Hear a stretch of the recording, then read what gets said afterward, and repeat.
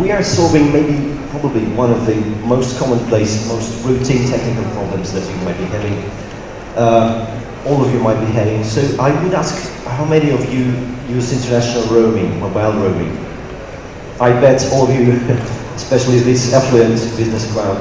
And if you take any survey of this, of the international mobile roaming use around the world, you would see that up to 80% of people using mobile roaming just turn off their phone when they go to travel because they are understandably fearing that they will be overcharged. And they are, of course, as you know. And so the most important problem in roaming is that it's very expensive for the operators and for the subscribers subsequently. So the main problem with roaming now is that it just generates expenditure because it's very expensive to set up and it's very expensive to maintain, to operate. So if we talk about international roaming, it costs like about up to $20 million to set up because you have to partner as an operator, you have to partner with all the operators in the world, setting up infrastructure, testing infrastructure, set up agreements, providing commitments, financial guarantees, and maintaining them. So it's like the vicious circle that the subscribers have to pay for. And not only subscribers are hit, so about 1,000 or over 1,000 operators cannot afford setting up mobile roaming, and they're just left out of this market. So there is hidden demand from the business to enter servicing travelers. And technically speaking, roaming is inefficient and outdated because it leads nowhere, so it's like a deadlock. So it has been working like this for about 30 years, and there is no solution in sight. So big companies are partnering with big companies, spending millions, and then shifting the cost to subscribers. That's how it works even with the Roam Like Home scheme. The operators have to pay the money, although the European Union, as you know, the tariffs are kept, but it's not like that for the operators. And the developing countries, I mean, the bitter irony is that the developing countries are probably most hit by this roaming divide, because big players in the market don't see the developing countries as big markets enough, and they are charging them even more.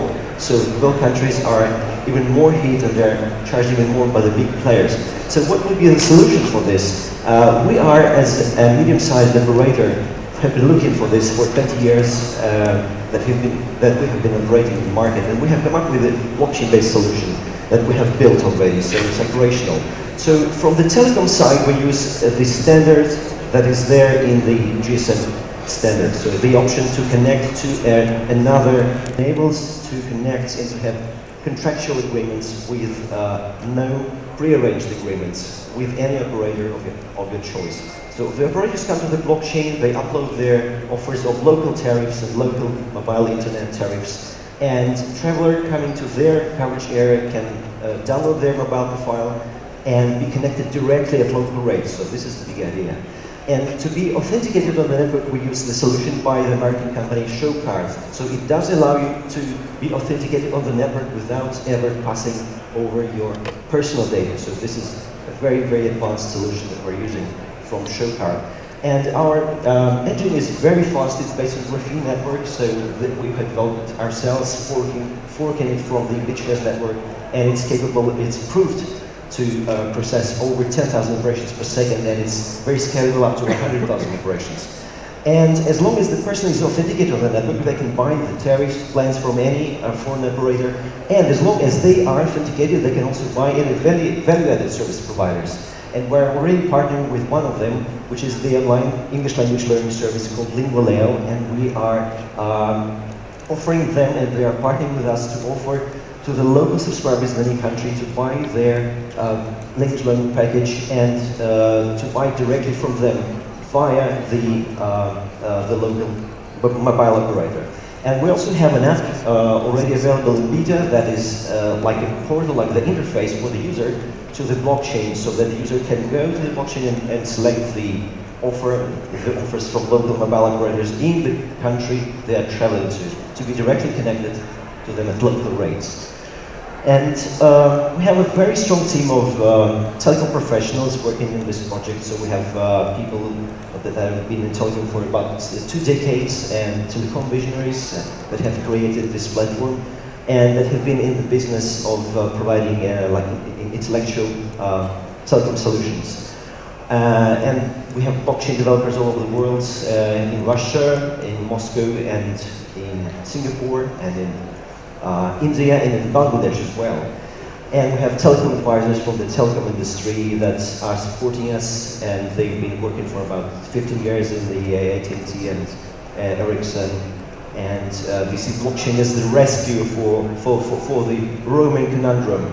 And we're obviously running an ICO, of course. And the unique thing behind the issuing a token is that we issue a stable token that is pegged, which is equal to the money that the mobile operators are using now. So this is a very conservative business, and we make it very similar to the commercial cycle that the operators are having now. So for the operators, there will be the money, the special money, which is called the SDR.